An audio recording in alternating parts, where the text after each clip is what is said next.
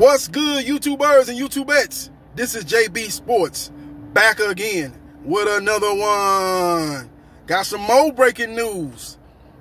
Michael Coppinger is reporting that Ryan Garcia has pulled out his WBC lightweight interim title fight versus Javier Fortuna. The fight was slated to take place on July the 9th on DAZN. That was going to be on a Friday night. And it's now off. Now, on his website, Ryan Garcia states that he is not in the right frame of mind to fight and train and get ready for a fight of this magnitude. I'm paraphrasing. He says he's not in the right mental state of mind right now to fight. He says he just wishes that people stay patient, and he looks to return to the ring in the near future. But as of right now, he needs time to get his mental state right. It's basically what Ryan Garcia says. And I'm not here to say that he ain't going through something. Everybody's going through something. Ain't nobody living a perfect life. Everybody's dealing with different issues. But what I find kind of hard to believe is Oscar De La Hoya them are not behind this. Golden Boy Promotion is not behind this. I don't think they were ever keen on taking this fight. You remember Oscar De La Hoya did an interview right after one of his fights that he was promoting. He was going back, walking through the hallway with a couple other people that works for Golden Boy. And he was saying that they were looking to bring a proposal to Ryan Garcia and his team about taking Ryan Garcia overseas. Basically taking him on a world tour to promote Ryan Garcia and promote his brand. You know, kind of like what Muhammad Ali did, you know, after he lost to Joe Frazier the first fight. He actually did it before he fought Sonny Liston. He did a lot of fights overseas because he did a good job of being a self-promoter, promoting his fight. He had the gift of gab, very good talker, very good mouthpiece. He was able to get a lot of fights overseas even before he had a title because he was a great promoter. And that's what Oscar De La Hoya was looking to do with Ryan Garcia, who, you know, is a self-proclaimed Muhammad Ali fan. You know, he's always talking about what Muhammad Ali did in his day, and he wants to be like Muhammad Ali, become a young world champion, brash, you know, a guy that predicts something and it comes true, like he was predicting he was going to knock out Gervonta Tank Davis in the second round when they fought. The fight never came off. Now, Gervonta Tank Davis is getting ready for a big pay-per-view fight on Showtime versus WBA regular junior welterweight champion Mario Barrios from San Antonio, Texas, a.k.a. the Alamo City.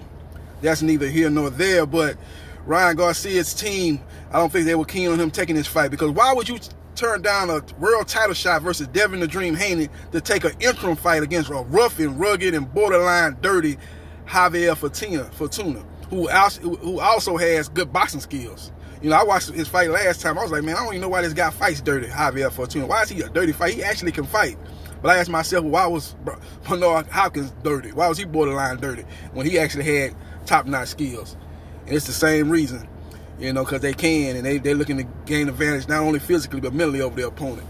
And they're looking to gain, if you give them an inch, they'll take a yard. They've got that type of mindset as fighters. And that's why Fortuna does what he does. But this fight was never going to happen. I think DAZN was pushing for this fight to happen, especially when Ryan Garcia refused to fight Devin Haney after he defeated Luke Campbell. I think they were saying, okay, if you're not going to fight him, at least fight Javier Fortuna.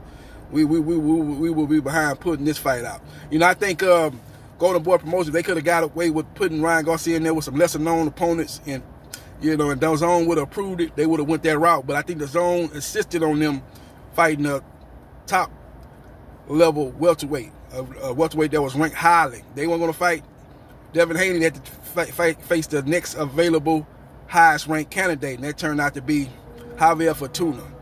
Actually, Javier Fortuna not even the highest ranked in the WBC. It's actually Lomachenko is number 1. Javier Fortuna is number 2. Now, this is how it goes. Teofimo Lopez is the top dog in the WBC. He's a franchise champion. The WBC champion is Devin Haney. Those are the top 2. Then you go down to the rankings. Lomachenko is ranked number 1. Fortuna's ranked number 2. Linares ranked number 3. And Richard Comey is ranked number 4.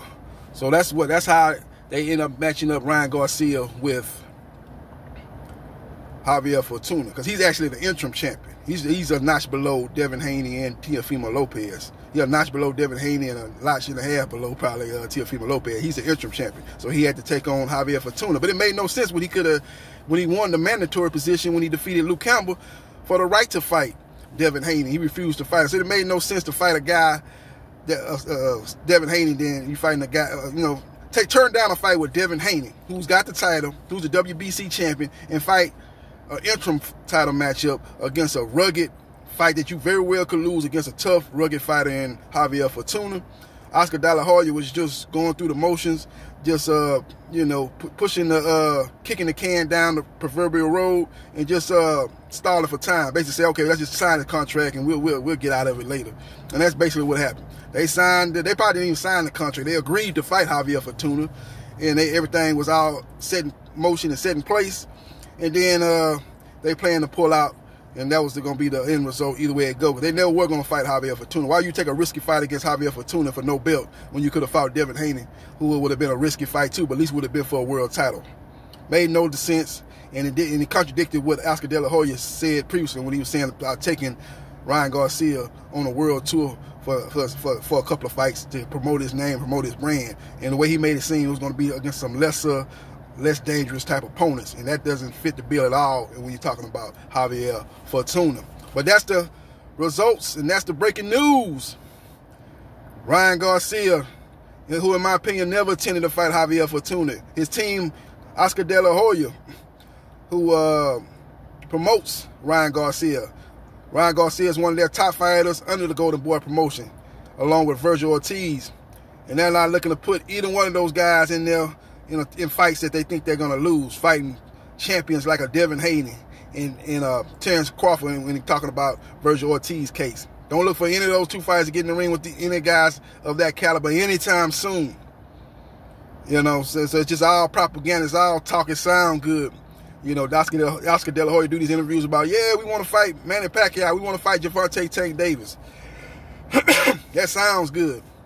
But it's not reality. It's not really the plan that Golden Boy got mapped out for Ryan Garcia. So he's going to take a little old vacation, going to take a little spring break, and then once Javier Fortuna name opponent, then he'll come out of hiding. He'll come out of hibernation like a bear, and then be on the internet talking about he want to knock out Gervonta Tank Davis. After Gervonta Tank Davis get through his fight with Mario Barrios, he wants to fight Tank Davis. He wants to fight Tank Davis. He'll knock him out in 2 rounds. He'll be back to the old Ryan Garcia, who wants to call the shots, but don't have a gun to pull the trigger. You know what I'm saying? He wants to be the man, when in actuality, he ain't nothing but a receptionist answering the phone. He wants to be the CEO, but he ain't nothing but a receptionist answering the phone. In reality, he ain't calling no shots, and he ain't really got no pull outside of. He's a popular fighter on Instagram, on the internet. He's got a huge following on the internet. But that will not only take you so far in the boxing game. Let me know your thoughts about Ryan Garcia pulling out of the fight with Javier Fortuna. It was a fight that got mentioned but never was going to happen. And even though it's not going to happen on July the 9th, there's a lot of good fights that's going to be around that same time, because July the 3rd, Yokis Gamboa will take on Chris Colbert in a step-up fight for Chris Colbert, a guy with a name that Chris Colbert can put on his resume. That fight's going to take place July the 3rd. And then July the 10th, I got strong indication that Errol Spence Jr. will be fighting on that date, possibly against Yordenis Ugas or Manny Pacquiao. And then a week later, you got the unification at 154 pounds when Brian Castano, who holds the WBO junior middleweight title, takes on the WBC, WBA, and IBF junior middleweight champion Jamal Charlo from H-Town, my town, in a much anticipated undisputed clash. So we got a lot of fights around there. So we won't be crying over spilled milk or none of that when it comes to Ryan Garcia not fighting on July the 9th. Now, Javier Fortuna, if they go by the rankings, his next fight should be against Richard Comey. Because, again, Lomachenko, number 1, is said to be in line to take on Nakatani in a summer fight on ESPN. And Jorge Linares, who's ranked number 3, just below Javier Fortuna, already has a fight lined up with Devin the Dream Haney. That leaves Richard Comey at number 4 as the highest available ranked fighter. Now, we'll see if that fight comes to a fruition, because Javier Fortuna is represented by Samson Boxing, who's closely affiliated with the PBC and was actually willing to work with the Zone and Golden Boy promotion for a big fight with Ryan Garcia on July the 9th, a fight that's now off the table. Will they be able to work with Richard Comey, who's promoted by Top Rank Boxing and CEO Bob Arum? So if they can come to some kind of agreement, maybe that fight could be the fight that happens next. I don't know if Richard Comey wants to take that type of fight fresh off a knockout loss to Teofimo Lopez. He had a fight after that and looked good. But from all indication I heard after that fight, they wanted to get one more solid win in after that performance and then look for the big fish in the lightweight division. But will they be able to overlook that and fight a rough, rugged, and physical fight against Javier Fortuna? That remains to be seen. But that's the next highest available candidate for Javier Fortuna. So hopefully we get Fortuna versus Comey, and the winner of that will be in line for the title shot versus Devin the Dream Haney if he's successful against Jorge Linares on May 29th on the Zone. Let me know your thoughts about Ryan Garcia pulling out this fight. Hit the like button if you like the content of this video, and subscribe to JB Sports, the man, the myth, the legend. I'll holler.